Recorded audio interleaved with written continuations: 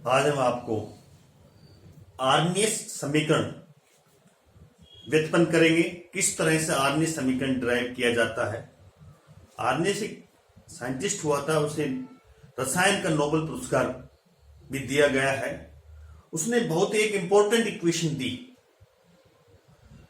Important equation जो है Arrhenius equation, K बराबर A e A exponential upon R T, ये आर्नियस समीकरण है। के स्थिरांक, वेग स्थिरांक, ए घातांक, वो एक्सपोनेंट चर घातांक की स्थिरांक,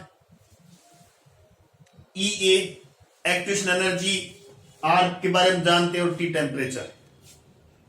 ये किस तरह से ड्राइव की जाए, किस तरह से व्युत्पन्न करें, इसके बारे में हम आपको बताने जा रहे हैं। इसको हम वांटाप समीकरण से ड्राइव करेंगे, व्युत्पन्न करेंगे। अब ध्यान दीजिए, आर्नियस समीकरण को वांटाप समीकरण की सहायता से निम्न प्रकार व्युत्पन्न किया जा सकता है। अब आप एक रिवर्सिबल रिएक्शन पर ध्यान दीजिए, एक उत्क्रमणीय अभिक्रिया पर ध्यान दीजिए। ए प्लस बी उत्पाद है सी प्लस डी। ए और बी रिएक्टेंट है और सी और डी प्रोडक्ट है। सामने इसमें स्थिरांक K1 और स्थिरांक K2। K1 फॉरवर्ड रिएक्शन का रेट कांस्टेंट है और K2 बैकवर्ड रिएक्शन का रेट कांस्टेंट है। इन दोनों ही अभिक्रिया का यह हम रेट निकालेंगे। अगर अभिक्रिया का वेग, रेट ऑफ फॉरवर्ड रिएक्शन, जिसको हम यहां आर एफ से दर्शा रहे हैं, प्रोपोर्शनल टू ए बी। जब सब प्रोपोर्शनल हटाएंगे तो ये K1 ए बी। K1 के बारे में जानते हैं, rate constant of forward reaction. इसी तरह पश्च अभिक्रिया का वेग, पश्च रेट ऑफ बैकवर्ड रिएक्शन, इसको हमने यहां आर बी से दर्शाया है, प्रोपोर्शनल टू सी और डी की कंसंट्रेशन की। K2 लगाया हमने, K2 यहां rate constant of backward reaction, पश्च अभिक्रिया का वेग स्थिरांक है। K1 अग्र अभिक्रिया का वेग स्थिरांक और K2 पश्च अभिक्रिया का वेग स्थिरांक है। जब यह अभिक्रिया चलती है, एक साम्यक स्थिति आ जाती है, इक्विलिब्रियम स्टेट आ जाती है। साम्यक स्थिति पर दोनों ही वेग बराबर होते हैं, अग्र अभिक्रिया का वेग और पश्च अभिक्रिया का वेग। इस साम्य पोजीशन पर दोनों वेग बराबर हो जाएंगे, आर एफ बराबर आर बी। अग्र अभिक्रिया का वेग बराबर पश्च अभिक्रिया का वेग, दोनों वेग बराबर हो गए। इस स्थिति में साम्य अवस्था पर दोनों का वेग का मान रखेंगे, K1 AB बराबर K2 CD। इसको सोल्व करेंगे, K1 upon K2 CD upon AB।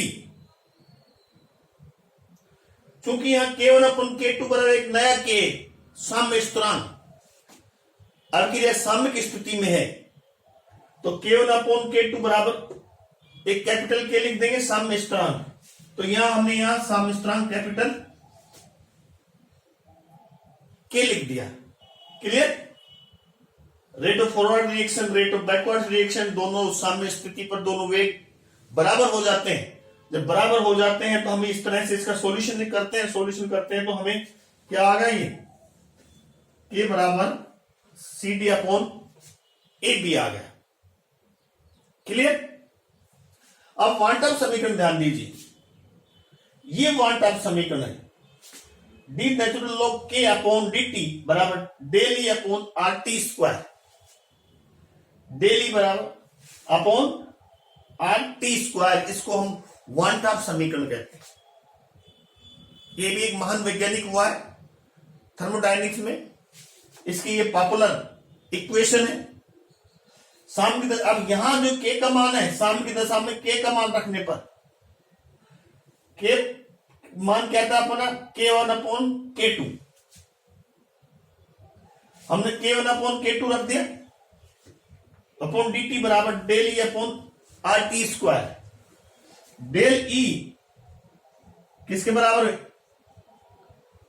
E1 minus E2 minus E1। Del E किसके बराबर है? E2 minus E1। हम इसको ओपन करेंगे, पुनः लिखेंगे तो d natural ln K1 minus d ln K2 upon dt। Clear? यहां डेली जो एनर्जी डिफरेंस है वो किसके बराबर है? E2 minus E1। तो हमने यहां रख दिया E2 minus E1 upon RT square. इसको हम दूसरे रूप में लिख सकते हैं, हम d ln K upon dt बराबर E1 RT square plus x। एक स्थिरांक है, इसका जब हम सॉल्यूशन निकालेंगे इस पूरे समीकरण का, तो एक रूप ये आएगा और K2 का d इन K2 अपॉन dt बराबर E2 upon RT square plus x। तो इस समीकरण को दो समीकरणों में विभाजित कर दिया हमने, एक समीकरण ये और एक समीकरण ये। इन दोनों को हमने, जो एक समीकरण तो उसको हमने दो भागों में विभाजित कर दिया। इस तरह से हम दो समीकरण लिख सकते हैं। अब दोनों समीकरण का हम इंटीग्रेशन रूप कैसे लिखेंगे? इसका हम समाकलित रूप लिखना चाहें तो समाकलित रूप ln K1 बराबर minus E upon RT plus A। इसका क्या कौन सा रूप है? Integration form ln K2 minus E2 upon RT A। यहां A यहां स्थिरांक है, इंटीग्रेशन कांस्टेंट है, यहां रूप लिख सकते हैं। इसको हमने इस तरह से लिख दिया, इस समीकरण को इस रूप में लिख दिया इंटीग्रेशन फॉर्म में। अब इन्हीं दोनों को हम एक्सपोनेंशियल फॉर्म में लिखेंगे, चरघातांक के रूप में लिखेंगे। तो हमें चरघातांक के रूप में आएगा K1 बराबर AE minus E1 upon RT। Exponential लगा दिया हमने। K2 बराबर AE minus E2 upon RT। ये इसका चरघातांक की रूप है, दोनों समीकरण का अलग अलग।